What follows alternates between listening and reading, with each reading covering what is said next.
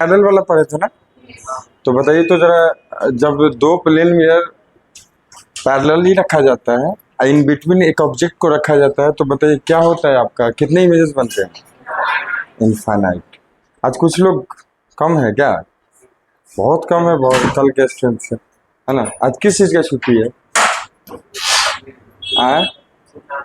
अच्छा, गुरु नानक जयंती। गुरु नानक जयंती का आज है क्या, कि कार्तिक पूर्णिमा? वही वही वही, अच्छा अच्छा, ठीक। तो उसी का छुट्टी कर रहे हैं, है ना, खुद से। चलिए कोई नहीं। तो जब भी हम दो प्लेन मिरर को पैरेलल रखेंगे बाबू, इन बिटवीन बोथ मिरर कोई भी ऑब्जेक्ट को अगर प्लेस्ड किया जाता है, तो याद रखिएगा कि नंबर ऑफ इमेजेस कितने बनेंगे? इनफाइनाइट। ये फिक्स है, ठीक है। अब आता है बात की, ध्यान से देखिए कि शॉर्टकट अगर कोई क्वेश्चन में मुझे दे कि एक ऑब्जेक्ट इतना फर्स्ट मिरर या सेकेंड मिरर से इतने डिस्टेंस पर रखा गया है, तो फोर्थ या फिर थर्ड या फिर फिफ्थ इमेज जो फर्स्ट मिरर का आइदर सेकेंड मिरर का जो बनेगा वो कहाँ बनेगा, ठीक है। तो इस तरह के क्वेश्चंस को हम कैसे हैंडल करेंगे, बहुत सिंपलीफाइड तरीके से और सिंपल तरीके से। और दूसरा चीज़ की इस तरह के क्वेश्चंस को शॉर्टकट कैसे हम करेंगे, ठीक है ना। तो इसको जरा देखते हैं। फर्स्ट ऑफ ऑल थोड़ा सा देखिए कि अगर दो प्लेन मिरर है, पैरेलली इसको रखा गया है, ठीक है।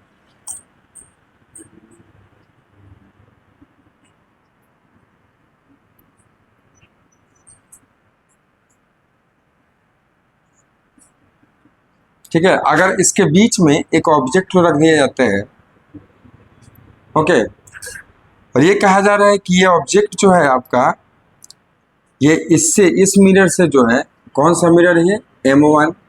ये जो मिरर है ये M2 है।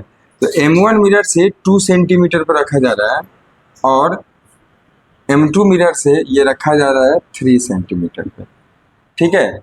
तो एक चीज बताइए मेरे को, इसका पहला इमेज जो M1 के द्वारा बनेगा, first image formed by the M1 mirror of the object O, ये कहा कितना डिस्टेंस बिहाइंड बनेगा? 2 सेंटीमीटर। पता है परपेंडिकुलर डिस्टेंस पे, मतलब ये जो परपेंडिकुलर डिस्टेंस पे ऑब्जेक्ट है उतना ही पीछे क्या बन जाएगा? इमेज। तो ये हमारा बन जाएगा 2 सेंटीमीटर पे इमेज बन जाएगा यहाँ से फर्स्ट, ठीक है। इधर कितने पे बनेगा? 3 सेंटीमीटर। ये 3 सेंटीमीटर, ये उसको नाम देते हैं I2। अब एक चीज बताइए, क्या ये इमेज इस मिरर के लिए क्या बन जाएगा? ऑब्जेक्ट। कल भी बताया थे हमने। और ये इमेज इस मिरर के लिए क्या बन जाएगा? ऑब्जेक्ट। तो एक चीज बताइए कि इसका दूसरा इमेज कहाँ, कितने डिस्टेंस पे बनेगा? मतलब इस, ये जो ऑब्जेक्ट बनेगा, ये जो सेकेंड मिरर का फर्स्ट इमेज है, इसके लिए ऑब्जेक्ट बन गया, तो ये उसका इमेज कितना पीछे बनेगा? इसका इमेज I2 का, ये फर्स्ट मिरर M1 कितना पीछे बनाएगा? 8। ये सेपरेशनल डिस्टेंस कितना है? 5। और इस मिरर से कितना आगे हो गया? 5 + 3 मतलब 8 सेंटीमीटर। तो बेटा बाबू, ये सोचने वाली बात है कि ये कितना बिहाइंड बनाएगा? 8 सेंटीमीटर, है ना। कहीं ना कहीं मान लीजिए 2 है तो 6 और करके कहीं इधर बनाएगा आपका क्या चीज? I3, ठीक है। और इसी तरीके से ये कितना पीछे इसका इमेज बनाएगा? 7, है ना, 7। तो ये कितना है? 3। तो इधर कितना आ जाएगा? आगे हो जाएगा 4, है ना। कुछ 4 कहीं जाकर यहाँ बनेगा, ठीक है। तो इसका शॉर्टकट अब इतना, जब भी हम क्या, अगर हमें क्वेश्चन में पूछ दे कि आपको थर्ड इमेज का बताना है डिस्टेंस, या फिफ्थ इमेज का डिस्टेंस बताना है, तो अगर मैं सॉल्व करने बैठूँ इस तरह से तो टाइम टेकिंग होगा ना। इसका एक शॉर्टकट है, तो इधर ध्यान से देखिएगा। Shortcut to find image distance, ठीक है। तो ध्यान से देखिए, इसका क्या शॉर्टकट है। ऐसे हम लाइन खींचेंगे, एक तरफ लिखेंगे M1 और एक तरफ लिखेंगे M2, ठीक है। अब M1 से पहला इमेज कितने पे बना था? 2 सेंटीमीटर, और M2 से 3 सेंटीमीटर। आपको क्या करना है, कुछ ऐसे लाइन खींचने हैं, ठीक है, और जो दोनों के बीच का सेपरेशनल डिस्टेंस है उसको ऐड ऑन करना है। मतलब इसमें करना है, कितना सेपरेशनल डिस्टेंस है दोनों मिरर का? 5, तो कितना हो जाएगा ये? 8, और इधर कितना हो जाएगा? 7 सेंटीमीटर। फिर ऐसे करना है, ऐसे करना है, फिर से 5 जोड़ना है, तो कितना हो जाएगा? 12 सेंटीमीटर, और ये कितना हो जाएगा? 13 सेंटीमीटर। मतलब हाँ आइए, फर्स्ट मिरर का पहला इमेज कितने में बनेगा, सेकेंड इमेज कितने में बनेगा, थर्ड कितने में बनेगा? 12 सेंटीमीटर। और M2 मिरर का पहला इमेज 3 सेंटीमीटर, दूसरा 7, तीसरा 13। ऐसी तरह आपसे फिफ्थ पूछ देता और जोड़ के नहीं कर लेंगे, क्या हमारा टाइम टेकिंग कम लगेगा, है ना? तो ये शॉर्टकट है जिससे हम इसको इमेज कर सकते हैं कि इमेज डिस्टेंस को आप फाइंड आउट कर सकते हैं। समझ आ गया? कोई दिक्कत नहीं ना? इसको नोट डाउन कर लो सारी चीजें, नोट डाउन कर लो।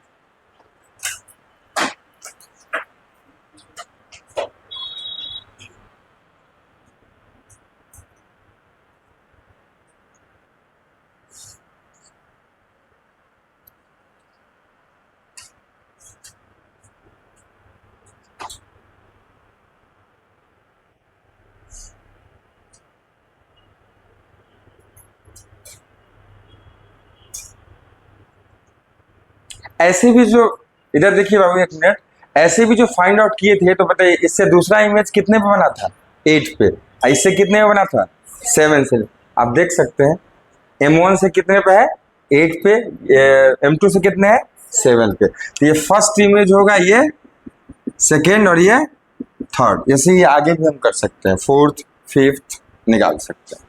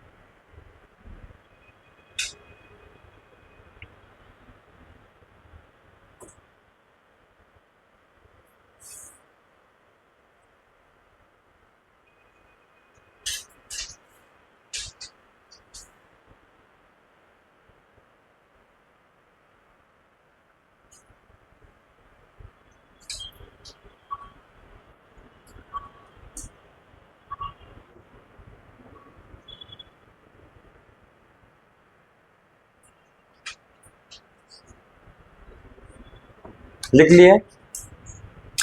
चलिए, तो फर्स्ट था हमारा जो टॉपिक था वो ये क्या था कि the image formation by the two plane mirrors. इसका फर्स्ट था कि when both mirrors are parallel. अब सेकंड लिखिए, 2 नंबर second, when both mirrors are inclined with each other. When both mirrors are inclined with each other, inclined with each other।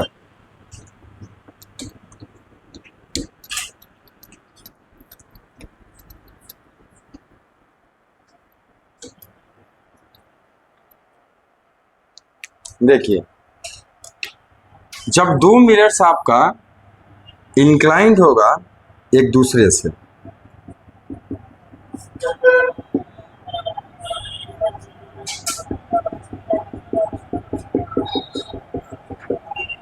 और इसके बीच में कहीं हमारा ऑब्जेक्ट होगा, ठीक है, तो नंबर ऑफ इमेजेस कितने बनेंगे? क्या लगता है कितने बनेंगे?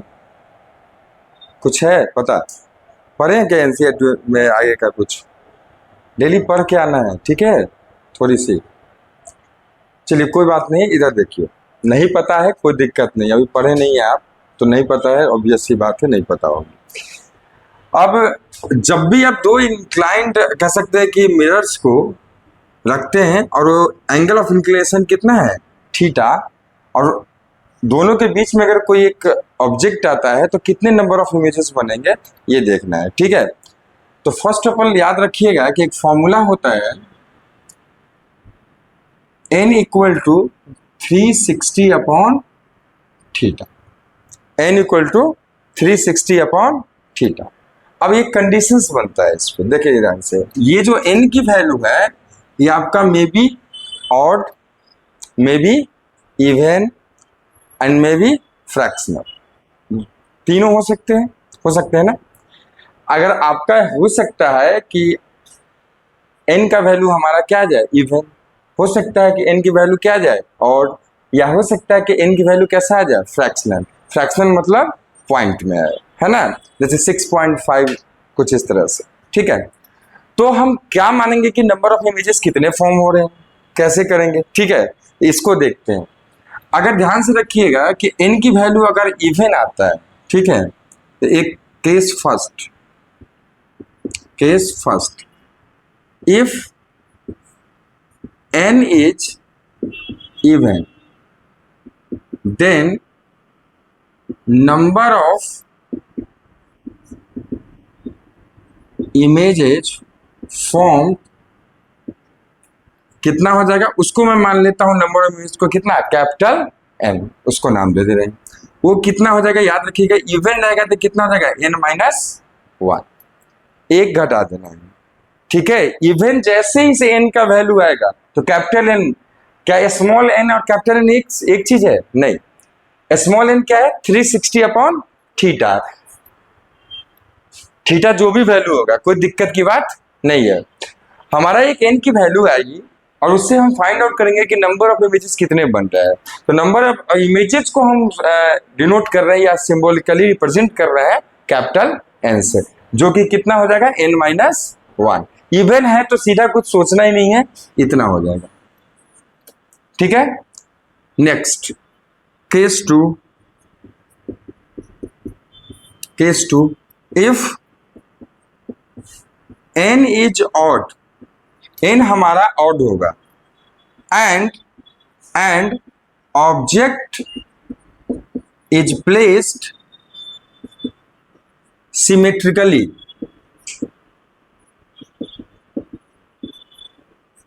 इन बिटवीन द मिरर्स,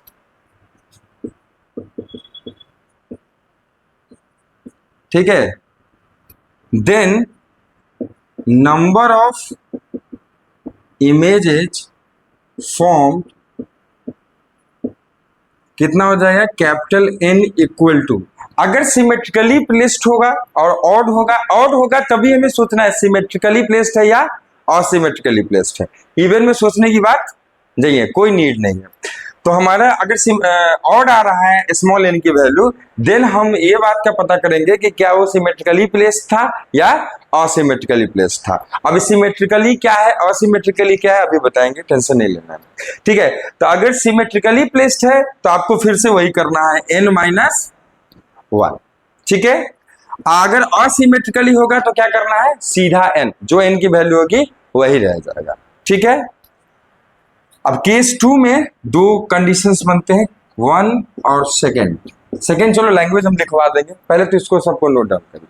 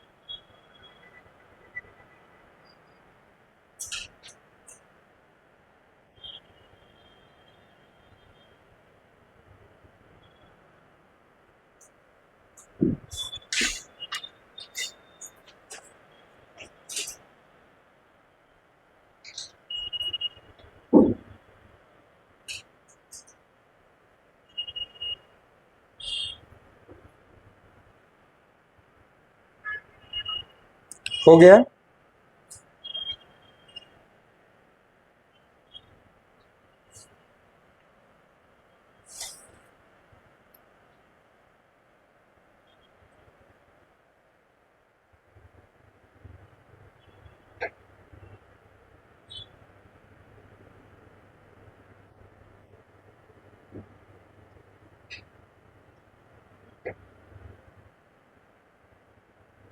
तो देखिए, whenever we are going to find out the number of images formed in between the two plane mirrors if the both mirrors are inclined with each other. Okay, so there are four cases arise there.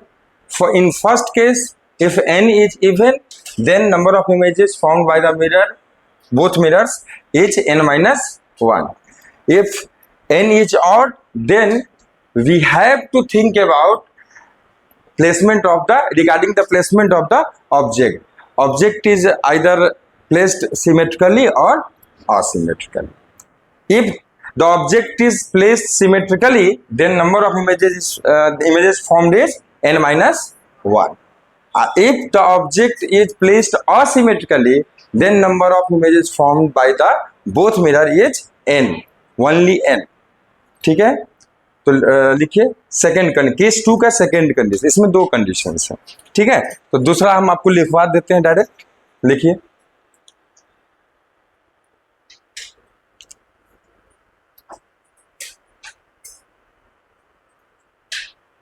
लिखिए if n is odd, if n small n लिखना है। ठीक है, if n is odd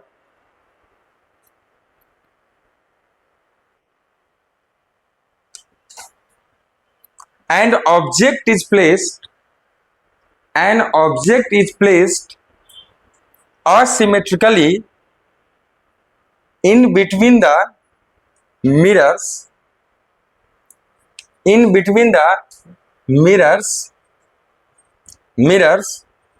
then number of images formed, आप लिख सकते हैं n equal to n, मतलब capital N equal to small, direct n की वैल्यू रह जाएगी। ठीक है, चलिए अब आप आगे खुद ही लिखिए, मैं लिखा रहा हूं।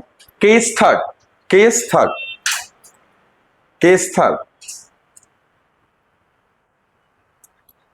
सेकेंड कंडीशन में ये हो जाएगा n इक्वल टू n आपका। ठीक है, केस थर्ड, केस 2 में दो कंडीशंस थे, अब केस थर्ड लिखिए if n is fractional,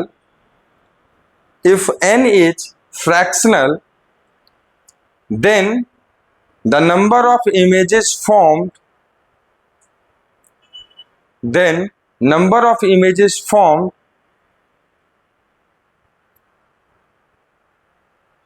is equal to integral part, is equal to integral part. अब इधर देखिए, एग्जाम्पल के तौर पे ध्यान से देखिए, अगर आपका मान लीजिए n की वैल्यू 5.6 है या 6.7 है सपोज, ठीक है, ऐसा है, तो आप यहाँ पर राउंड ऑफ करने मत चले जाइएगा। ठीक है, नहीं करना है, बिल्कुल नहीं करना। ये नहीं देखना है कि डेसिमल के बाद 5 के ऊपर है या 5 के नीचे है, ये सब नहीं देखना है, या 5 के बराबर है, ये सब बिल्कुल नहीं करना है। ठीक है, आपको सीधा क्या किसके बराबर हो जाएगा बताइए, इंटीग्रल पार्ट के, मतलब कितने हो जाएंगे, n की वैल्यू यहाँ कितना हो जाएगा 5, खत्म। समझ आ गया? एक और एग्जाम्पल ले लीजिए, मान लीजिए कि n की वैल्यू अगर हमारा 7.12 है या 7.1 है, तो आपको सीधा n की वैल्यू क्या हो जाएगी 7, nothing else. Are you understanding whatever I want to say? Okay, तो लिख लीजिए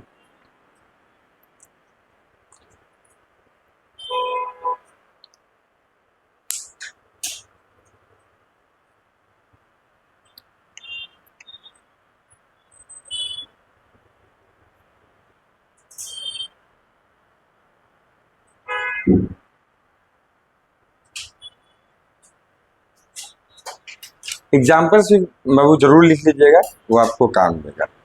जब भी आप कॉपी पढ़ेंगे पता चलेगा कि 2 महीने बाद तो हमारी, 1 महीने बाद अब हमारी बात तो आपके माइंड से निकल चुकी है कि sir at the on the stage क्या बोले थे। तो आपकी कॉपी में जो बातें होंगी वही आपको पढ़ने में मदद करेंगी। और अच्छे नोट्स जो बनते हैं वो ऐसे बनते हैं कि जरूरी नहीं है कि सर ही हर बात किसी भी सब्जेक्ट में लिखवाए। वैसे तो जितना मैक्सिमम हो सके आपको नोट डाउन कराया जाएगा, लेकिन अगर 1% आपको लगे कि नहीं ये जो सर बोले हैं ये मेरे को शायद याद नहीं रहेगा, तो खुद ही अगल बगल में अपनी भाषा में लिख लेना। ये अच्छा नोट्स बनाने का तरीका होता है।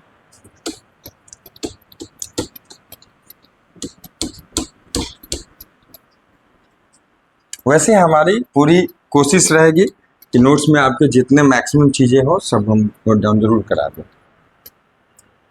देखिए, अब कोई एक क्वेश्चन देता है कि if 2 mirrors are inclined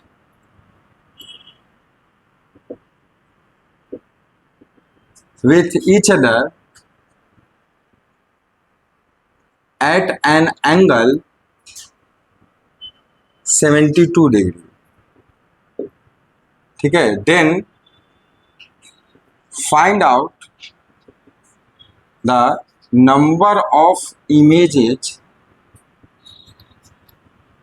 formed by the mirrors। तो क्या इसको बनाने में कोई बड़ी मुसीबत आएगी? नहीं ना आएगी। फटाक से बताइए कितना हो जाएगा, बहुत जल्दी से सॉल्व करिए, बताइए। पहले क्वेश्चन लिख लीजिए फिर सॉल्व करिए बाबू, अब बताइए।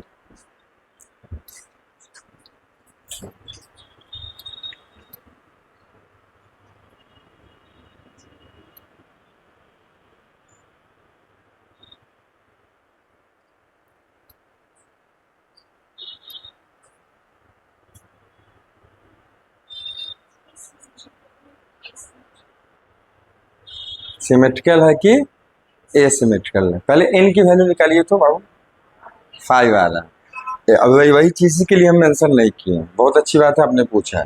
पहले तो लिख लीजिए सब लोग, फिर सब लोग को बताते हैं।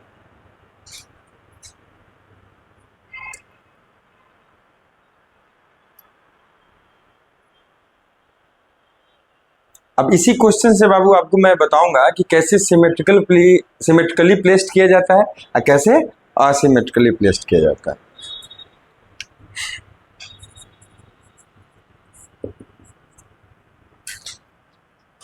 देखिए, कह रहा है कि 2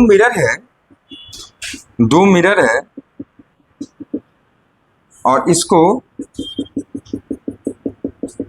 72 डिग्री पे हमारा इंक्लाइन किया गया है और सिमेट्रिकल और सिमेट्रिकल दिया। पहले तो ये जान लीजिए कि सिमेट्रिकल पोजीशन क्या है। क्या एंगल बाइसेक्टर तो आप जानते हैं ना, एक एंगल को बाबू 2 भागों में जो बांट सके। तो एक ऐसा एंगल बाइसेक्टर कितना हो जाएगा बताइए? 36 डिग्री पे होगा, 36 दोनों होगा। तो इस एंगल बाइसेक्टर पे जो प्लेन होगा ना, उस प्लेन पे अगर जब भी ऑब्जेक्ट रखा जाएगा तो उसको कहते हैं सिमेट्रिकली प्लेस्ड पोजीशन, पोजीशन, ठीक है, सिमेट्रिकल पोजीशन। अगर उससे ऊपर या नीचे रखा जाएगा तो बाबू क्या बोलेंगे? Asymmetrical position. शायद आप समझ रहे होंगे। अगर थोड़ा सा और ध्यान से देखिए, कुछ ऐसा, ये मेरा हाथ को मानिए कि ये हाथ जो है एक मिरर है, ये हाथ एक मिरर है, ठीक है। इसका ये वाला पार्ट क्या किया गया? पॉलिश्ड। और इसका ये वाला पार्ट क्या कर दिया गया? पॉलिश। अगर मैं ऐसे रख दूं तो कोई मतलब ही नहीं बनता है, जो टॉपिक पढ़ रहे हैं वो बनेगा ही नहीं। तो ऐसे रखना है, ठीक है। और इस एंगल को 2 बराबर भागों में बांटने वाला एक प्लेन होगा उसी तरह का। उस प्लेन पे अगर कहीं भी रखेंगे, बीच वाले प्लेन पे, समझ में आना, बीच वाले प्लेन पे, तो वो उस पे कहीं रखेंगे तो कौन सा पोजीशन कहलाएगा? Symmetrical position. और उस प्लेन के या तो ऊपर, एबव या बिलो, तब कौन सा पोजीशन होगा? हाँ, कहीं भी तो असिमेट्रिकल पोजीशन। याद रखिए, अगर किसी क्वेश्चन में मेंशन नहीं करता है सिमेट्रिकल पोजीशन तो आप क्या मान के चलेंगे? Asymmetrical position. क्या मान के चलेंगे?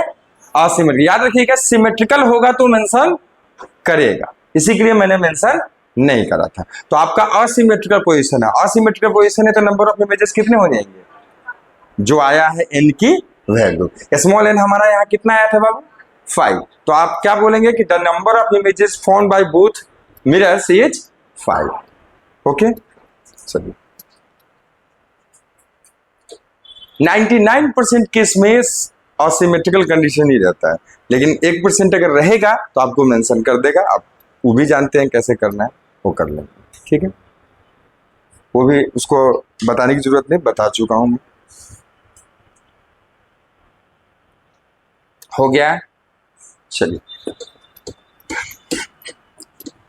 लिखिए तो बाबू एक topic, angle of deviation after, angle of deviation, angle of deviation after multiple reflection, multiple reflection with two inclined plane mirrors, ठीक है, ये आपका अब टॉपिक है। अब देखिए दो प्लेन मिरर्स को अगर रखा जाता है इंक्लाइन करके,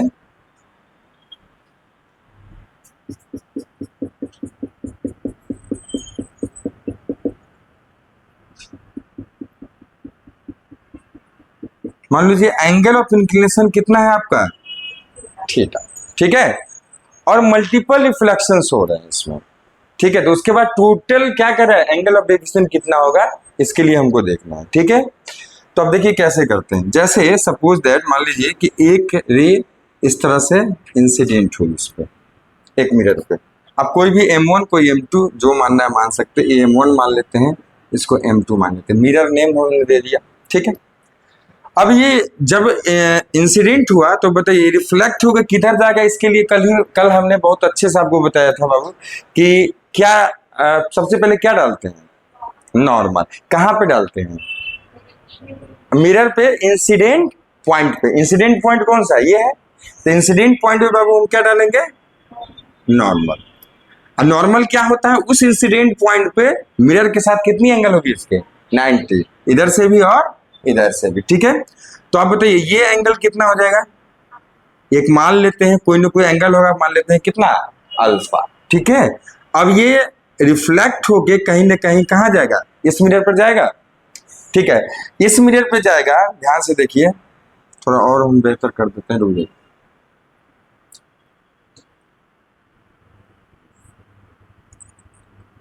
ताकि आपको अच्छे से समझ जाए। ये अल्फा तो कहीं ना कहीं बाबू ये इस पे जाएगी, अब ये जो जाएगी, ठीक है, ये जो जाएगी ये एंगल कितना हो जाएगा बताओ, एंगल ऑफ रिफ्लेक्शन भी कितना होगा अल्फा, ये नोन है अल्फा। अब यहाँ पे ध्यान से देखिए ये बन जाएगा छोटा सा एंगल, क्या बन जाएगा एंगल ऑफ इंसिडेंस हो जाएगा, ये मान लेते बाबू कितना है बीटा, कितना है बीटा। तो बताइए कहीं ना कहीं इससे इतने ही एंगल बनाते हुए क्या हमारा एंगल ऑफ रिफ्लेक्शन भी निकलेगा, हाँ ध्यान से देखना होगा, ये बन जाएगी आपकी बीटा। अब टोटल डेविएशन क्या हुआ ये पूछता है, यही ना टॉपिक है टोटल डेविएशन। तो देखिए फर्स्ट डेविएशन कहाँ आया बाबू, कल बताए थे एंगल ऑफ डेविएशन एक का निकालना, याद है कितना था बाबू फॉर्मूला 180 माइनस 2i, याद है। तो यहां देखिए जैसे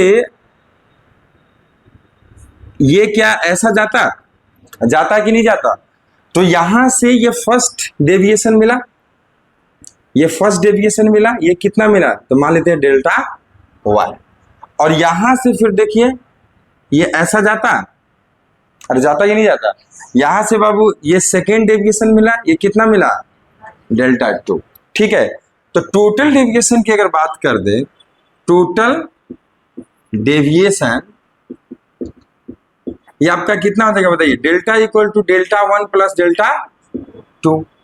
तो यहां से आपको कल ही मैंने बता दिया है, ये कितना हो जाएगा बोलो, 180 minus two alpha, 180 minus two alpha.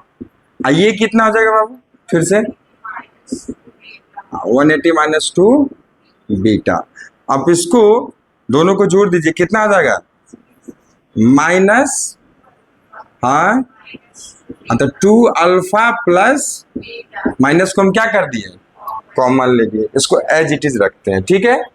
चलिए इसको इक्वेशन 1 मान लेते हैं, ध्यान से देखिए। अब जरा देखना है, देखिए ध्यान से, ये जो आपने नॉर्मल डाला है बाबू, ये इस सरफेस के साथ कितना बना रहा है, 90। तो ये अल्फा है, तो ये एंगल कितना है, 90 माइनस अल्फा, छोटा सा हम लिख देते हैं, आपको दिख रहा होगा। ये बताइए, ये जो नॉर्मल है ये सरफेस के साथ कितना है, इस मिनट के साथ कितना है, 90। तो ये बीटा है, तो ये एंगल कितना हो जाएगा, 90 माइनस बीटा। ये 90 माइनस अल्फा, ये 90 माइनस बीटा, ये कितना है, थीटा। तो एक ट्रायंगल में टोटल एंगल का सम कितना होता है, 180। मतलब 90 minus alpha plus 90 minus plus theta equal to 180 degree. तो यहां से बताइए दोनों जोड़ के कितना हो जाएगा, 180 minus alpha plus beta plus theta equal to 180। अब यहां से ध्यान से देखना है, ये उधर 180 को ले जा सकते हैं, तो क्या हो जाएगा बाबू, minus alpha plus plus theta equal to क्या आ जाएगा बाबू, इसको उधर ले जा सकते हैं माइनस के साथ, तो क्या हो जाएगा प्लस। तो मतलब alpha plus beta equal to हमारा क्या आ गया, थीटा आ गया। इसको कहां पुट करेंगे, इक्वेशन 1 में। Put the value of alpha plus beta in equation 1, put करिए। तो कितना आपका आ जाएगा, यहां देखिए, यहाँ इक्वेशन है, तो डेल्टा इक्वल टू आ जाएगा 360 माइनस 2, होगा कि नहीं होगा, ये हमारा फॉर्मूला है, ये हमारा फॉर्मूला है। ध्यान से देखिए, एंगल ऑफ इंक्लिनेशन हमको पता होगा, ये वैलिड है हर कंडीशन के लिए। अगर दो हमारा प्लेन मिरर एक एंगल पे इंक्लाइंड होगा, तो जब मल्टीपल रिफ्लेक्शन, फर्स्ट हुआ सेकेंड हुआ, जब मल्टीपल 1 से अधिक रिफ्लेक्शन होंगे, तो टोटल डेविएशन हमारा कितना हो जाएगा, 360 माइनस 2 थीटा। हम डायरेक्ट निकाल सकते हैं इससे, और न्यूमेरिकल्स को सॉल्व कर सकते हैं, समझ आ रहा है। और एक डेरिवेशन भी हो गया, ठीक है। तो आप उसको नोट डाउन करो।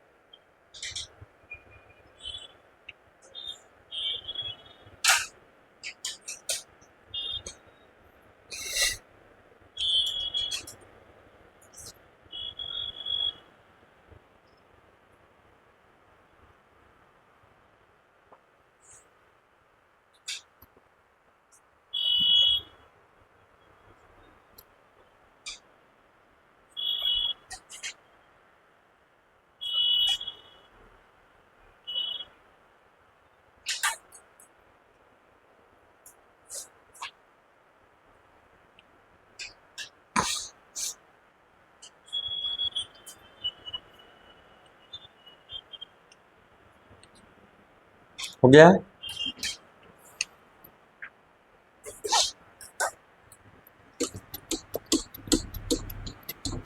राइट डाउन ऑन न्यूमेरिकल, लिखिए। If two mirrors are inclined, if two mirrors are inclined, क्या मैं यहाँ पर स्फेरिकल मिरर की बात कर रहा हूँ? कौन सा मिरर है? हाँ, तो ये अंडरस्टूड है, इसलिए मिरर्स लिखा है। If two mirrors are inclined at an angle 75 degree, at an angle 75 degree, then find out the total deviation, okay, find out the total deviation when, comma देखिए, when a ray undergoes reflection from both mirrors. A ray undergoes reflection from both mirrors. Both mirrors. बनाइए तो बाबू। I think कोई doubt और कोई संशय की बात ही नहीं कि क्वेश्चन में आप ना बना पाए, तो जल्दी से बनाइए।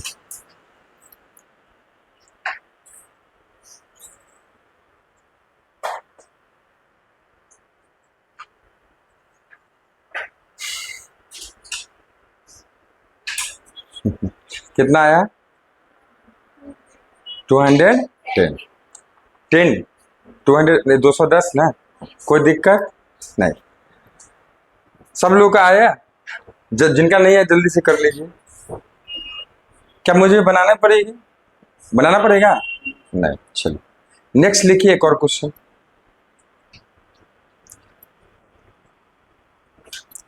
The total deviation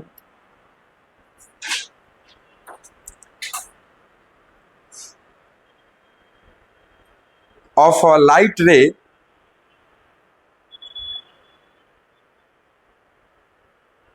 which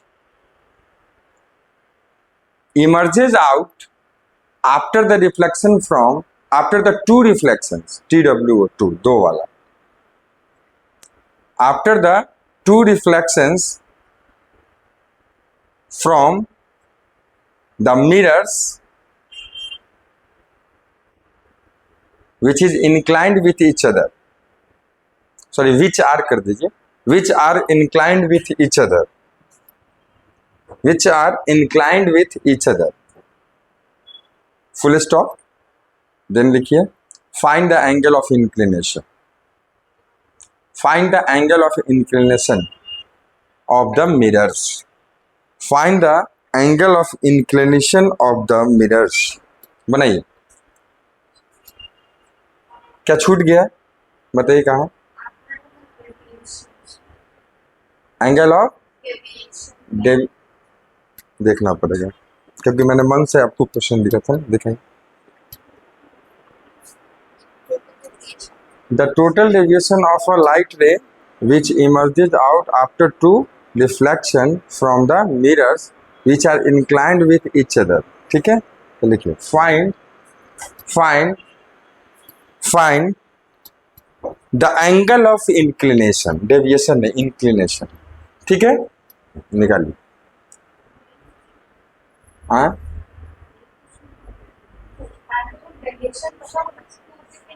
300। अच्छा ये पूछ रहे हैं ना? हाँ सॉरी, 300। वहाँ पर एंगल ऑफ डेविएशन है, वहाँ पर 300 आप लिख सकते हैं। हाँ 300, वो बाय द मिस्टेक छूट गया। ठीक है, लिख लीजिए 300। निकल जाएगा? निकल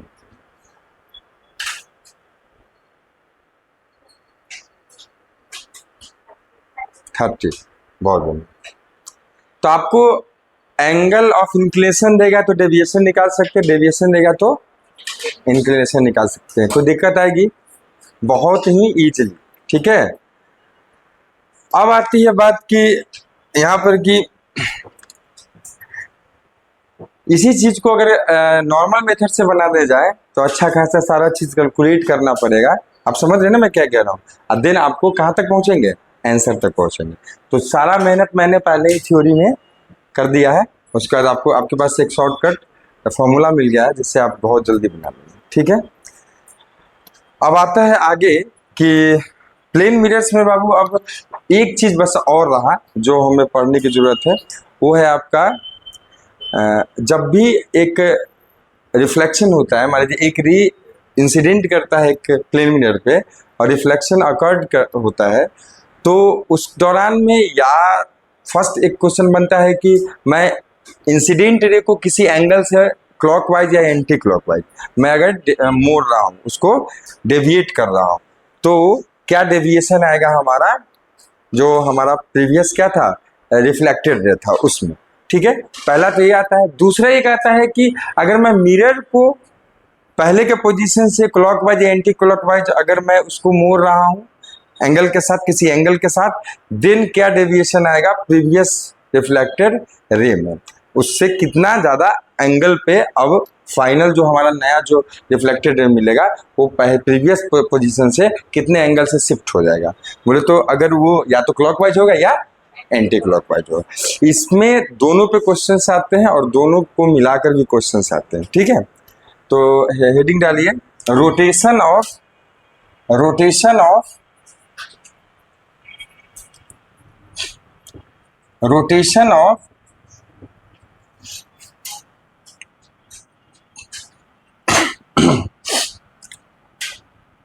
incident ray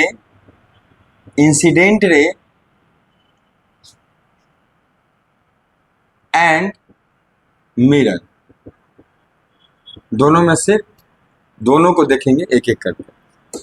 rotation of incident ray and mirror, दोनों का एक एक करके देखिए।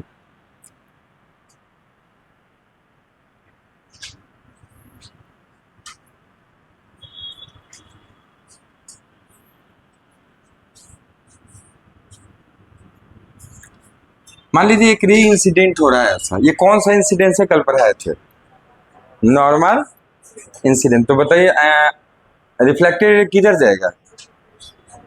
रिट्रेस करेगा, मतलब इसी पे जाएगा, जाएगा बाबू। अब देखिए अगर मैं इंसिडेंट रे को शिफ्ट करता हूं, सपोज दैट मैंने मान लिया कि इंसिडेंट रे को मैंने एंटी क्लॉकवाइज शिफ्ट किया, एंटी क्लॉकवाइज शिफ्ट किया, कितने एंगल के साथ? तो मान लिया मैंने थीटा एंगल के साथ शिफ्ट कर दिया। अब बताइए क्या लगता है आपको, यहां पे ही तो नॉर्मल पड़ेगा, ये थीटा एंगल है तो एंगल ऑफ रिफ्लेक्शन भी कितना होगा, मतलब ये होगा रिफ्लेक्टेड रे जो नया बनेगा। अब बताइए ध्यान से, ये एंगल हो जाएगा क्या? थीटा। चलिए ऊपर ही बना लेते हैं जहां पर हमने ये शो किया था, ये एंगल हो जाएगा कितना? थीटा। पहले तो ये बताइए ये कौन सा वाइज है? क्लॉक वाइज है। ये कौन सा है? मतलब ये एंटी क्लॉकवाइज सेंस है और ये क्लॉकवाइज सेंस है। समझ में आ रहा है? अब ध्यान से, अरे क्लॉकवाइज एंटी क्लॉकवाइज जानते हैं ना? हाँ, सिंपल सी बात है। अब ध्यान से देखिए कि प्रीवियस पोजीशन से अगर incident ray anti clockwise shift हुआ तो रिफ्लेक्टेड रे प्रीवियस पोजीशन से किधर शिफ्ट हो गया? क्लॉकवाइज। मतलब याद रखना है हमें कि अगर मैं इंसिडेंट रे को जिस सेंस में शिफ्ट करता हूं या रोटेट करता हूं तो रिफ्लेक्टेड रे उसके अपोजिट सेंस में रोटेट करता है। समझ में आया ना? अगर बाबू आप क्या करेंगे, इंसिडेंट रे को क्लॉकवाइज सेंस में रोटेट करेंगे तो रिफ्लेक्टेड रे किधर हो जाएगा? Anti clockwise. समझ आ गया? तो इसको बना लीजिए फिर लिख लीजिए। दिक्कत कहीं पर कोई इस टॉपिक में? समझ गए ना?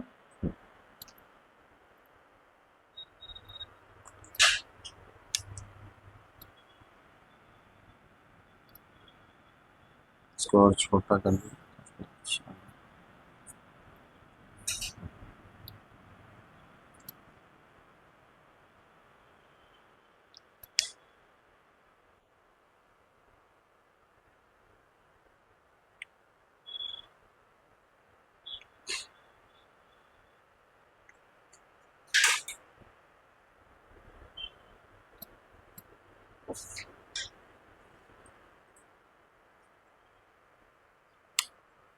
बन गया? तो लिखिए, if there is a shift in या रोटेशन इन, ऐसा लिखिए, if there is a rotation in incident ray in any sense with an angle, rotation in incident ray in any sense with an angle, with an angle, then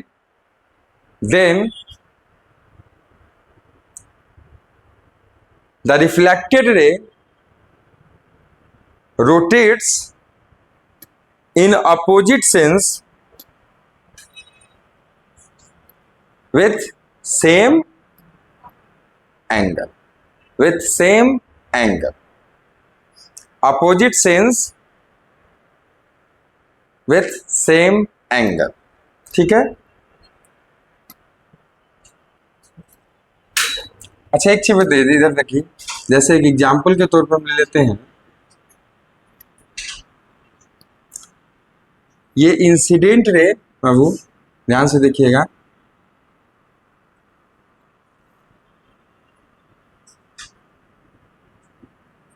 forty degree पे incident हुआ था, किसके साथ? तो mirrors के साथ, mirror के साथ। अब मैं इसमें शिफ्ट ला रहा हूं एंटी क्लॉकवाइज 5 डिग्री का, ठीक है? तो रिफ्लेक्टेड रे में कितने का शिफ्ट आएगा और किधर आएगा, इसका डायग्राम बनाइए, सब बनाइए। तो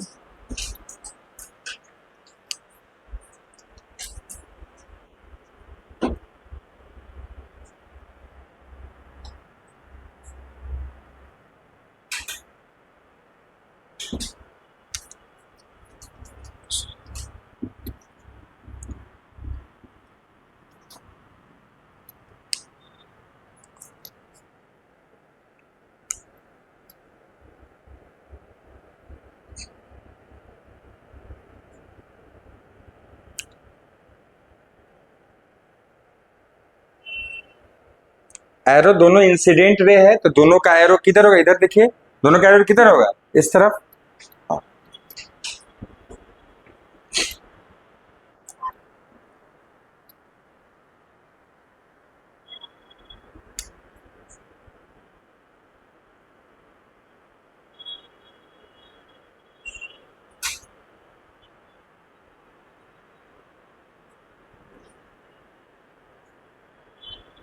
बन गया? बन गया? तो एंगल ऑफ रिफ्लेक्शन कितना आया आपका? 35। कंफ्यूजन है ना? सुनिए, ध्यान से समझिए, इधर देखिए सब लोग, कोई दिक्कत नहीं, पहले मैं समझाता हूं। सुनिए, अपना कंसेप्ट क्या बना है, ध्यान से समझिए, कि अगर इंसिडेंट रे जिस एंगल पे आता है, जिस एंगल पे आ रहा है उससे मतलब नहीं है, मतलब हमें किससे, कि जिस भी एंगल पे आता है, अगर मैं उसे रोटेट करता हूं, शिफ्टिंग करता हूं, जिस सेंस में करता हूं और जितने एंगल के साथ करता हूं, तो रिफ्लेक्टेड रे का जो प्रीवियस पोजीशन होगा, उस पोजीशन से न्यू रिफ्लेक्टेड रे क्या होगा? अपोजिट सेंस में और सेम एंगल के साथ शिफ्टिंग हो जाएगी। ध्यान से समझिए बातों को, समझ। अब देखो, मैं इसको इस एग्जांपल से आपको समझाता हूं। पहले तो बताइए कि हमारा इंसिडेंट एंगल कितना था? पहले ये 40 था, तो ये कितना हो जाएगा? 50। तो देखिए, इंसिडेंट एंगल हो गया 50, एंगल ऑफ इंसिडेंस कितना हो गया? 50। अब जानिए, पहला पोजीशन ये था इंसिडेंट रे का, अब इसको शिफ्ट कर दिया गया कितने डिग्री से? 5 डिग्री से। किधर बोलो? एंटी क्लॉकवाइज, ये क्लॉकवाइज? Anti clockwise. ये ACW है, ये डायग्राम में इसलिए मैंने लिखा नहीं था, है ना, डायग्राम से दिख रहा है। तो ये ACW में एंटी क्लॉकवाइज शिफ्ट किया गया। तो बताइए, प्रीवियस पहला जो हमारा इंसिडेंट रे, उसके अकॉर्डिंग रिफ्लेक्टेड रे कितने एंगल पे होगा? 50 डिग्री पे ये होगा। तो ये इसके वजह से शिफ्टिंग क्या होता है? 5 डिग्री अपोजिट सेंस में, सेम एंगल के साथ अपोजिट सेंस में, तो इससे कितनी डिग्री घूम जाएगा? 5 डिग्री इस तरफ। समझ में आ रहा है? ये 5 डिग्री और ये क्या हो जाएगा? क्लॉकवाइज। ठीक है, तो अब बताइए नॉर्मल के साथ इसका एंगल कितना हो गया? 55। आप 35 कह रहे थे, कितना हो जाएगा? 55। तो ये एंगल आपका कितना आ जाएगा बाबू? बोलो कितना आ जाएगा? 55 डिग्री, क्योंकि एंगल ऑफ इंसिडेंस भी अब क्या बन चुका है? 55। तो लॉ ऑफ रिफ्लेक्शन कभी भी फॉलो ही करेगा। समझ में आ रहा है ना? वो कभी भी इनकरेक्ट नहीं हो सकता है। ठीक है, तो आप अभी देखिए, जब आप शिफ्ट कर दिए तब भी लॉ ऑफ रिफ्लेक्शन फॉलो हो रहा है। Angle of incidence, angle of reflection, is there law of first law of reflection follows और नॉट? फॉलो और नॉट? That's it. ठीक है, तो लिख लीजिए। यही आपसे एंगल पूछे थे कि कितना होगा? 55। ठीक है, अब कोई बात नहीं।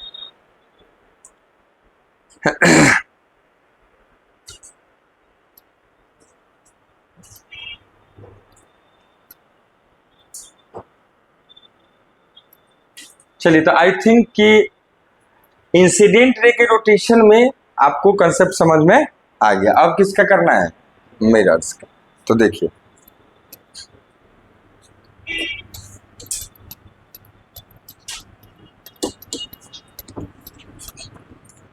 मिरर का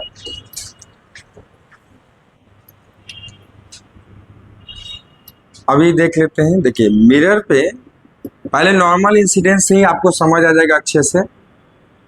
ये इंसिडेंट रे है, तो ये कैसा है? Reflected ray.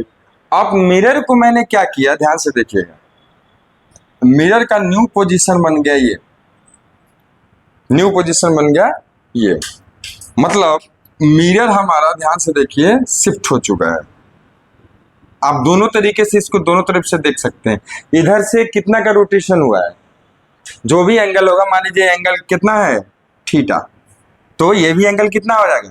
थीटा। तो इधर से क्या है बताइए? Anti clockwise. इधर से कितना है?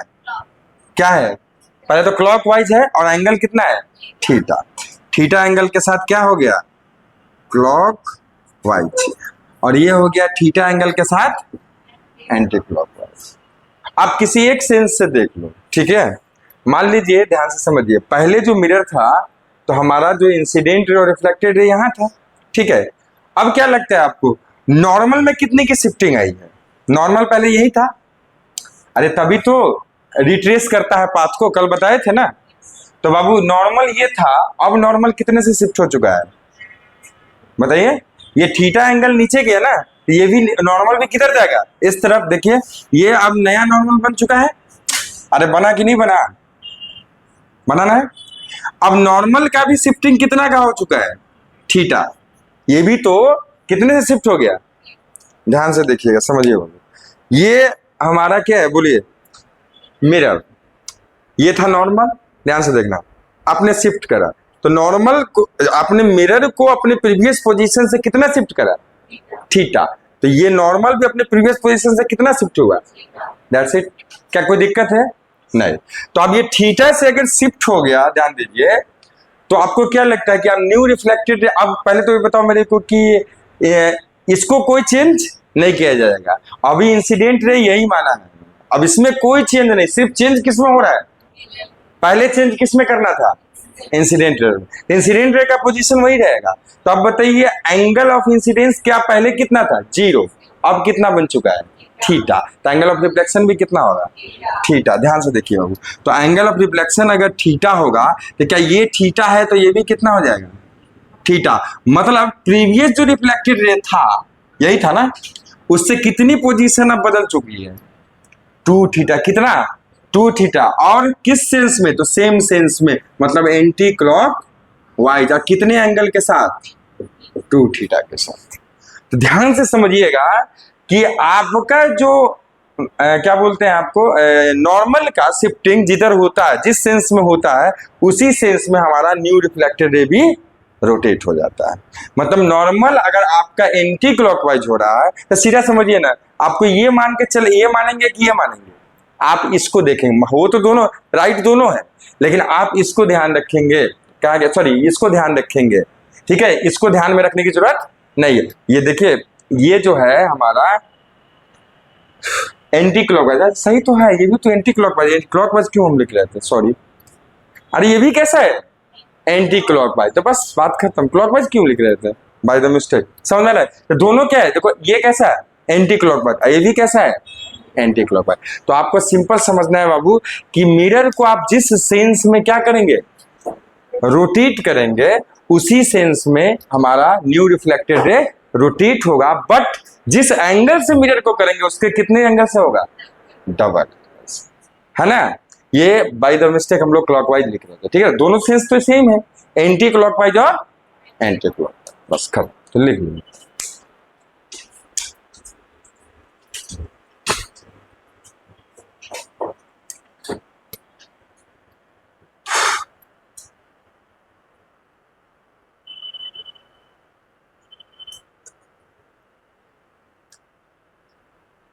अरे जब रोटेट करेंगे तो वो अगर एंटी क्लॉक, इधर देखो देखो एक बार, ये इधर का अगर एंटी क्लॉकवाइज होगा तो ये कैसे क्लॉकवाइज हो जाएगा, ये भी तो एंटी क्लॉकवाइज ही होगा ना, अलग नहीं आएगा।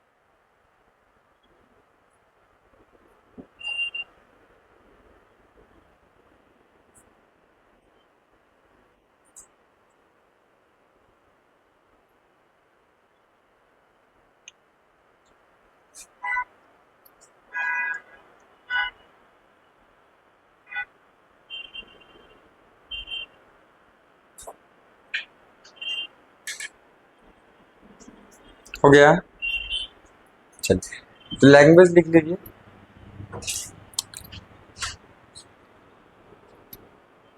if there is a rotation if there is a rotation in the mirror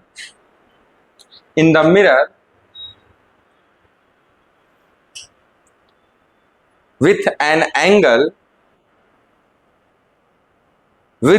angle in any sense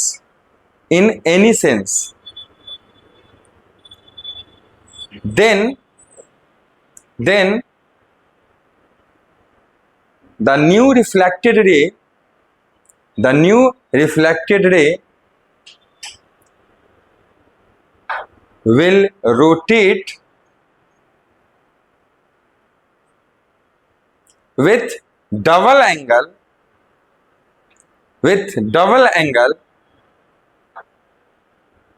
क्या लिखेंगे बताइए, इन द सेम सेंस की अपोजिट सेंस, हाँ तो लिखिए इन द सेम सेंस, ठीक है, with the double angle in the same sense, ठीक है। चलिए तो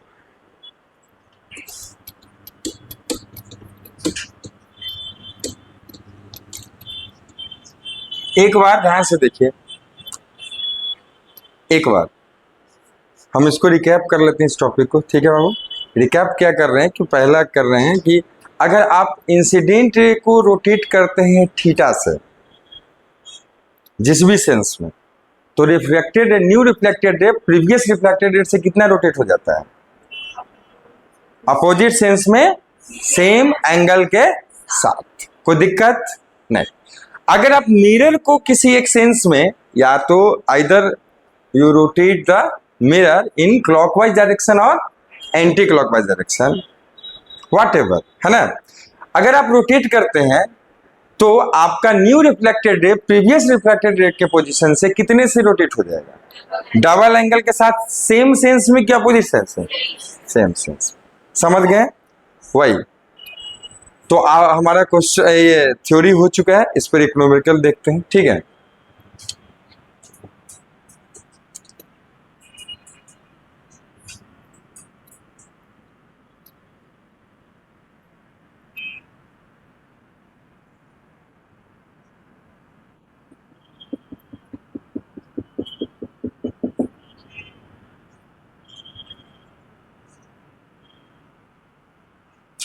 आपको ज्यादा दिख रहा होगा, सीधा है ना, वहां से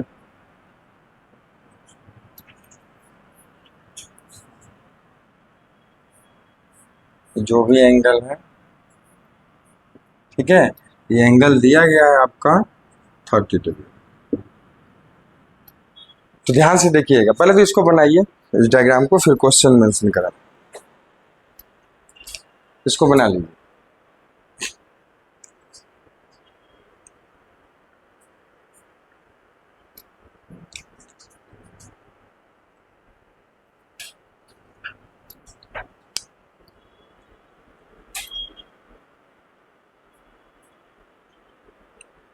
हो गया?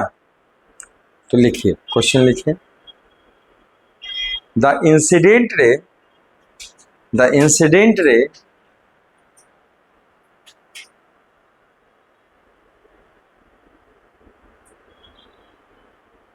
the incident ray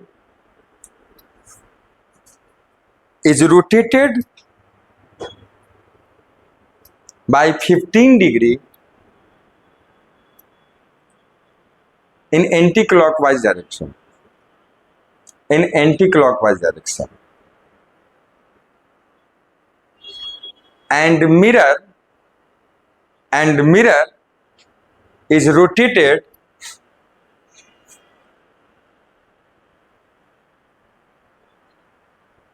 by 30 degree in clockwise direction.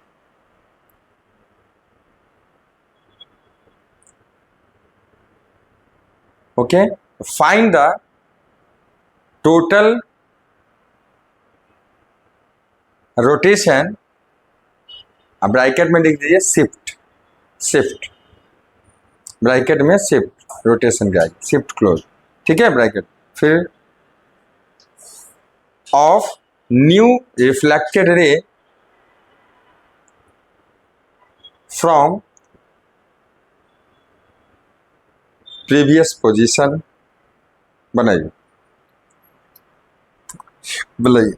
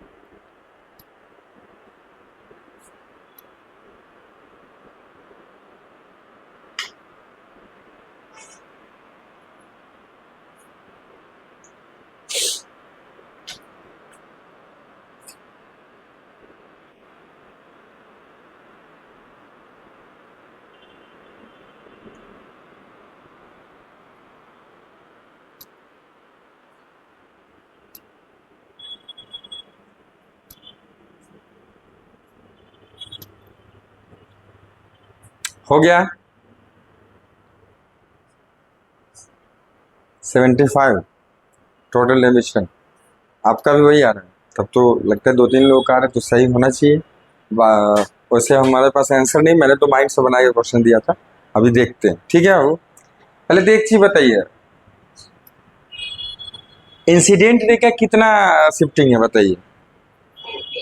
15 degree किधर, एंटी क्लॉक, आप ही बताएंगे। मेरे पास क्वेश्चन है वो तो दिमाग से दिए थे, याद नहीं मेरे।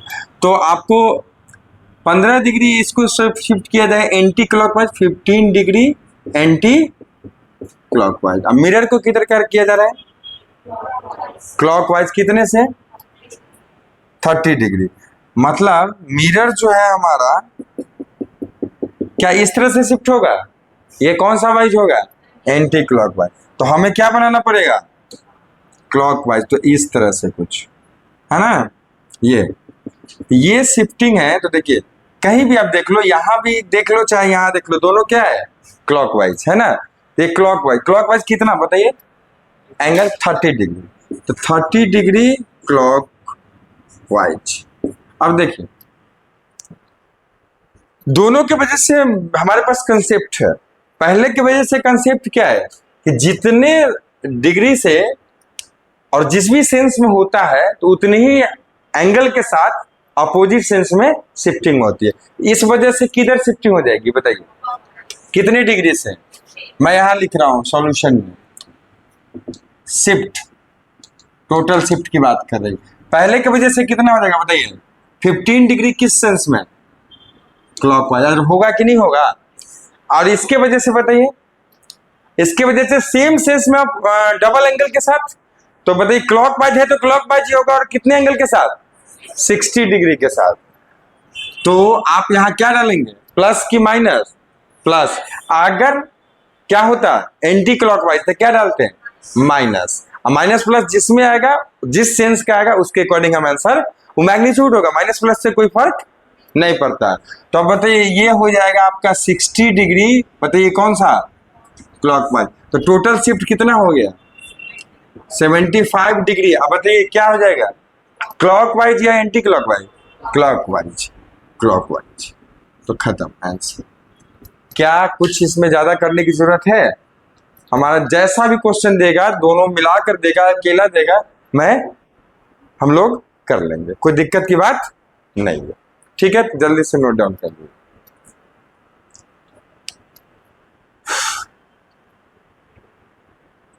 अच्छा एक चीज बताइए, यही अगर आता है anti clockwise, suppose that for example, तो बताइए ये कितना होता, 15 डिग्री क्लॉकवाइज, और दूसरा कितना होता, 60 डिग्री एंटी क्लॉकवाइज। तब देखिए ये क्या लग जाता है, माइनस। या तो इसको माइनस करो तो इसको प्लस, या तो इसको प्लस करो तो इसको माइनस। तो बताइए कितना आता,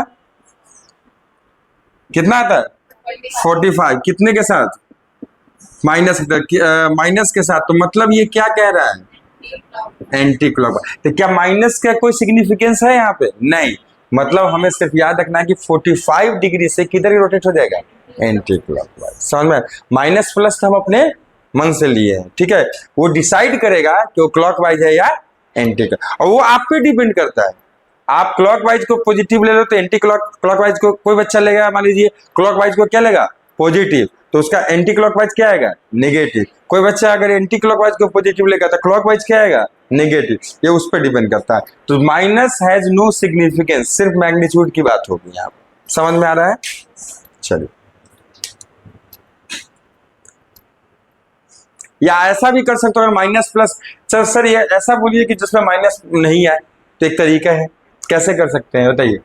ध्यान से देखिए क्या करेंगे। मान लीजिए क्लॉकवाइज है, ये क्लॉकवाइज है, ये क्या है, मान लीजिए आ गया क्लॉकवाइज, तो हम क्या डाल दिए, प्लस। अगर ये एंटी क्लॉकवाइज होता है, ठीक है, तो हम देख लेंगे कि कौन बड़ा है कौन छोटा है, ठीक है। ये माइंड से देख लेंगे। अगर जैसे कि मान लीजिए मैंने इस कंडीशन में ये बड़ा था और ये छोटा था, तो हम बड़े वाले को साइन क्या रखेंगे, प्लस, और छोटे वाले को साइन क्या रखेंगे, माइनस। तो आपका कभी भी आंसर माइनस में नहीं है, ठीक है, ये आपको देखना पड़ेगा। अब माइनस में आ ही गया तो क्या इसका कोई सिग्निफिकेंस नहीं है, यहाँ पर सिर्फ मैग्नीट्यूड का मतलब, ठीक है। क्या कोई दिक्कत, तो यहाँ पे आके बाबू, अरे जोर से बोलिए, दिक्कत, हाँ, तो यहाँ पे आके बाबू खत्म होता है प्लेन मिरर, यहाँ से आपका चालू होता है क्या, स्फेरिकल। तो हेडिंग डालिए स्फेरिकल मिरर।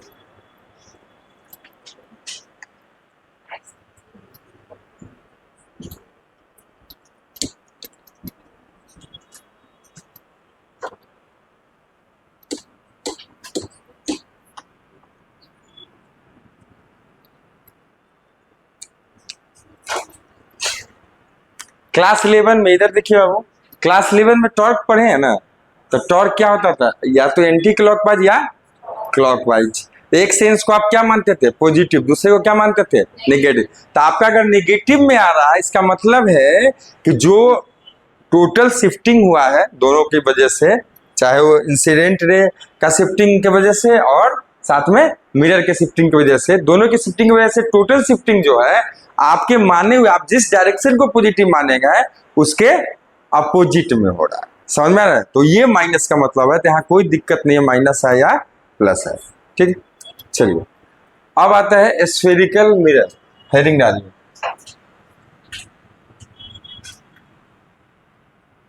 Spherical mirrors. देखिए, क्या क्लास 10th में नहीं पढ़े हैं? स्फेरिकल मिरर पढ़े हैं ना? कौन कौन होता था? Concave and convex mirror. ठीक है, तो पहले तो किसको कहेंगे, कैसे इसको डिफाइन किया जाएगा, ठीक है, फिर इसका टाइप, फिर देन आगे प्रोसीड करेंगे। तो लिखिए, the transparent reflecting spherical surface,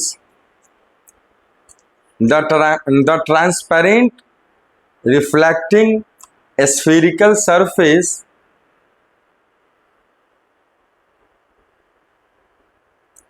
which one side is fully polished,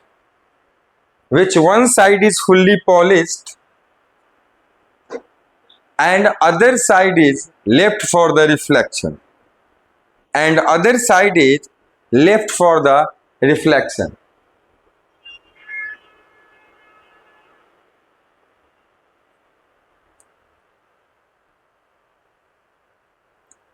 is called as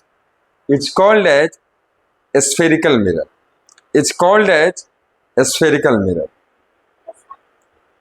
Other side is left for the reflection. Is called as spherical mirror. तो बाबू स्फेरिकल मिरर किसको बोलेंगे? एक ऐसा ट्रांसपेरेंट रिफ्लेक्टिंग सरफेस जो किसका होगा, glass का। किसका होगा? ग्लास का, जिसका एक साइड क्या किया जाए, फुल्ली पॉलिश्ड। कल भी मैंने दो तीन शब्द का उपयोग यूज किया था। एक ये, उसको आप पॉलिश्ड को क्या बोल सकते हैं, सिल्वर्ड, या क्या बोल सकते हैं, ओपेक।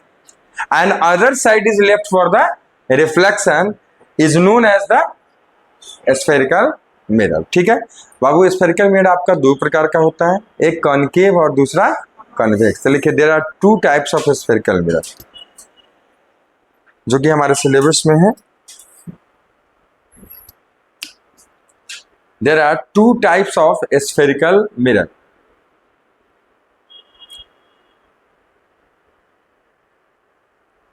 तो फर्स्ट लिखिए कॉनकेव मिरर और सेकेंड लिखिए कॉन्वेक्स मिरर।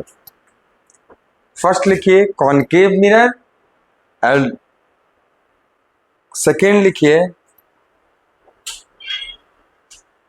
Convex mirror. ठीक है, अब इधर देखिए, जैसे कि ध्यान से देखना बाबू, एक स्फेयर है, ये क्या है, स्फेयर। सर्कल, क्या मैंने लैंग्वेज में सर्कल लिखाया था? नहीं, क्या सर्कुलर लिखा था ना।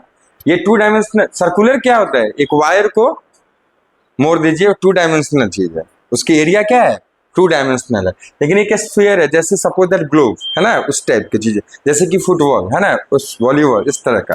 तो स्फेरिकल शेप का एक ग्लास है, जिसका हमारा सरफेस एरिया होगा पाई आर, 4πr स्क्वायर है ना, और वॉल्यूम कितना होगा, 4/3 πr क्यूब। ठीक है अब, तो ऐसा एक ग्लास है। अब इसको क्या किया जाता है, कट करने के लिए, चलिए यहां से मैंने कट कर दिया, यहाँ से मैंने कट कर दिया। अब ध्यान से देखिए, ऐसा कुछ ही है, इमेजिन करना बाबू, जब तक फील नहीं फिजिक्स में तब तक समझ नहीं आता है चीजें। ध्यान से देखो, ऐसा कुछ ये दिख रहा है, कुछ ऐसा, ठीक है। इसको यहां से आपने कट कर दिया, दो तिहाई हिस्सा मान लीजिए आपने फेंक दिया या कहीं रख दिया, एक तिहाई हिस्सा ऐसा दिख रहा है, कुछ ऐसा आएगा, समझ आ रहा है। यहां से काटने के बाद ये आएगा बेटा, ध्यान से देखना, इसके एक सरफेस को आपको क्या करना है, सिल्वर या पॉलिश करना, या तो इसको करेंगे नहीं तो ये धंसा हुआ पार्ट को, एक उभरा हुआ पार्ट को कर सकते हैं या धसे हुए पार्ट को कर सकते हैं, समझ में आ रहा है। तो अगर उभरे हुए पार्ट को पॉलिश कर दिया, धसे हुए पार्ट को, मतलब इसको क्या बोलते हैं, वैक्स टाइप का निकला हुआ है ना। देखो रेयर और डेंसर की बात करेंगे कहाँ, कौन किसमें, रिफ्रैक्शन ऑफ द लाइट में। यहाँ ऐसा कुछ नहीं है, यहाँ सीधे आपको देखना है कि उभरा हुआ है या धसा हुआ है। अगर ये धसा हुआ पार्ट को हम बोलते हैं केव की तरह है ना, इसको बोलते हैं वैक्स, बाहर की तरह निकला हुआ। तो अगर इधर हमने पॉलिश कर दिया और रिफ्लेक्शन किधर से हो रहा है, केव की तरफ से या वैक्स की तरफ से, उस पर डिपेंड करता है कि नाम कैसे देंगे। अगर रिफ्लेक्टिंग सरफेस हमारा केव की तरह है, धसा हुआ पार्ट हमारा रिफ्लेक्टिंग सरफेस है, तो उसको कौन सा मिरर बोलेंगे, कॉनकेव। अगर हमारा रिफ्लेक्टिंग पार्ट ये हो जाए और धसा ये सिल्वर्ड पार्ट ये हो जाए, तो बताइए ये कौन सा पार्ट होगा, वैक्स, तो कौन सा मिरर हो जाएगा। तो आपको हमेशा देखना है कि रिफ्लेक्टिंग सरफेस कौन सा है, वैक्स की तरह वाला या केव की तरह वाला। अगर केव की तरह है तो कॉनकेव मिरर, अगर वैक्स की तरह है तो कॉन्वेक्स मिरर, दैट्स इट, समझ आ गया। तो अब देखिए, इसको कट कर दिया गया, इसको कट कर दिया गया, तो यहां से कट करने के बाद कुछ ऐसा निकला ही, ठीक है, ये पार्ट, इसको तो हटा देंगे, इससे हमको कोई मतलब नहीं। अब यहां से अगर मैं ये देखो, केव को सिल्वर्ड किया हूं, केव वाला तरफ या वैक्स वाला तरफ किया हूं, धसा हुआ पार्ट को तो नहीं किया, इसको किसके लिए छोड़े हैं, रिफ्लेक्शन के लिए। तो ये कौन सा मिरर हो जाएगा, खत्म, ये कौन सा मिरर हो जाएगा, कॉनकेव मिरर। ध्यान से देखिए, यही तो कटिंग वाला जो पार्ट है, इसको हम किधर पॉलिश कर दिए, केव की तरह।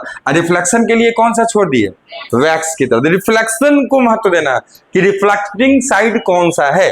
अगर रिफ्लेक्टिंग साइड केव की तरह है तो कॉनकेव, अगर रिफ्लेक्टिंग साइड वैक्स की तरह है तो कॉन्वेक्स। तो आपका ये वाला है, तो इसीलिए इसको क्या बोलेंगे, बोलिए, कॉन्वेक्स, नथिंग एल्स, ठीक है, बहुत आसान है, उसको बनाइए।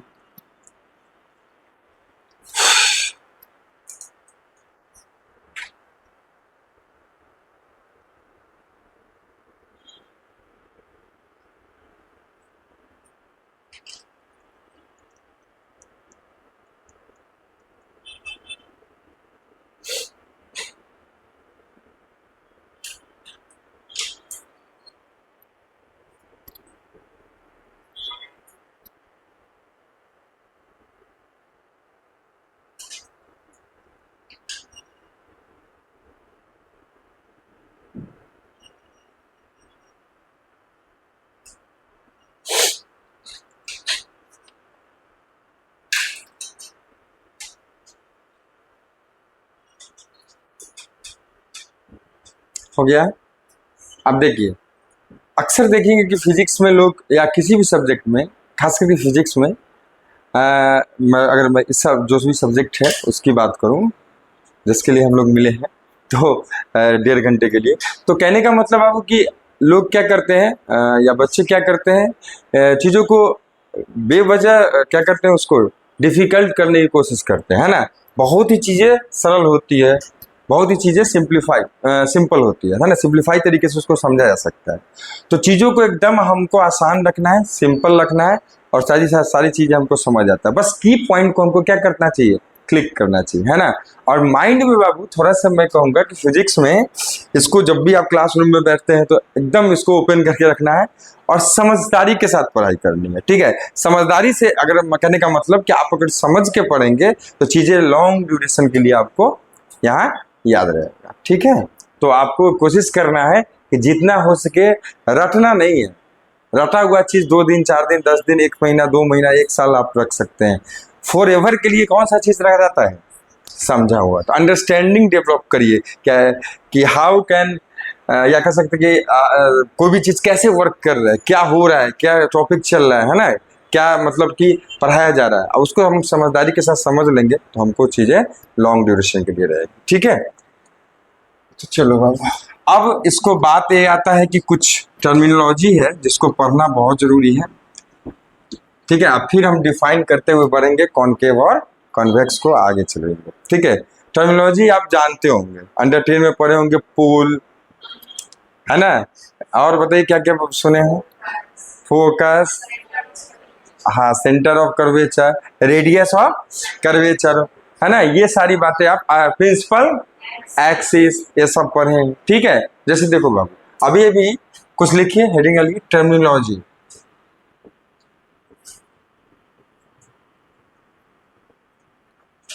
यूज्ड इन स्फेरिकल मिरर,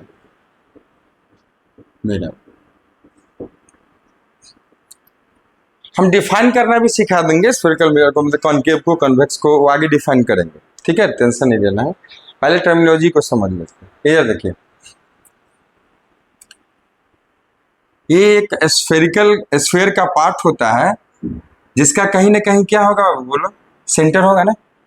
तो देखिए, अगर इसको यहां से हम कट करेंगे तो डेवलप क्या हो जाएगा, एक मिरर, और सिल्वर्ड कर देंगे तो अगर ये कौन सा मिरर है, कॉनकेव, तो बताइए इसका सेंटर होगा, ये सेंटर ही इस मिरर के लिए क्या कहलाता है, सेंटर ऑफ कर्वेचर, जिसको शॉर्ट में आप क्या बोलते हैं, COC, सेंटर ऑफ कर्वेचर। और ये जो बाबू इस मिरर का मिडिल पॉइंट होगा उसको आप क्या बोलेंगे, पोल, एंड ये जो लाइन मिलेगी इसको क्या बोलेंगे, radius of curvature, ROC, radius of curvature. और इसी रेडियस ऑफ कर्वेचर को अप टू द इन्फिनिटी अगर आप बढ़ा देते हैं तो इसको क्या बोलते हैं, प्रिंसिपल एक्सिस, इसको बोलते हैं प्रिंसिपल एक्सिस।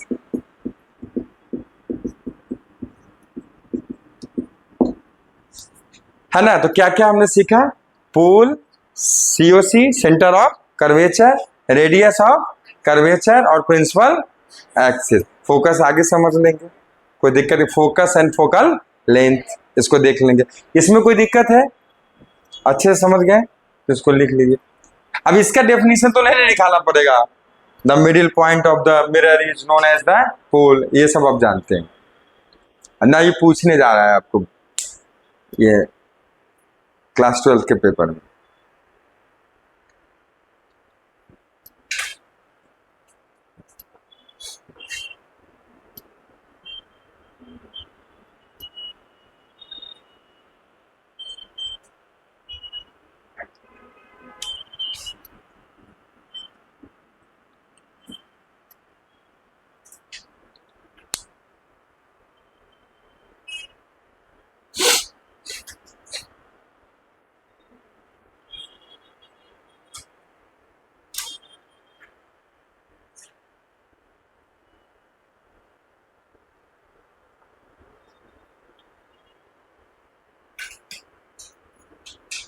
हो गया,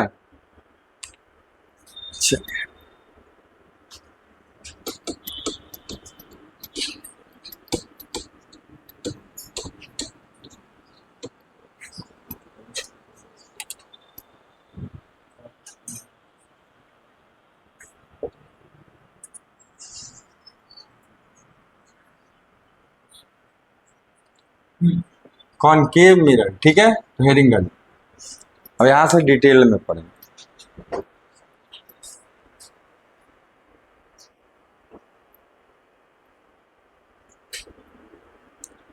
ज्यादा आगे हम लोग लगता है ज्यादा टाइम ले लिए क्या, वो बताना चाहिए था ना आप लोगों को, हमको पता ही नहीं चला, मेरा पढ़ाने लगे लगातार ना, तो खो गए उसमें ऑप्टिक्स में। ठीक है, शायद 5:15 तक ही क्लास था ना, ओ चलिए कोई नहीं, थोड़ा सा 10 मिनट ज्यादा गया है, जल्दी हम देख लीजिए। ठीक है, तो होप सो बेहतर था, है ना, आप याद करके आइएगा, मुझे पढ़ के आइएगा, याद नहीं करना है, पढ़ के आइएगा, और नेक्स्ट आपका यहीं से शुरू करेंगे। ठीक है, चलिए, तो स्वस्थ रहें, स्वच्छ रहें, पढ़ाई करते रहो। चलिए। पता ही नहीं चला टाइम, है ना।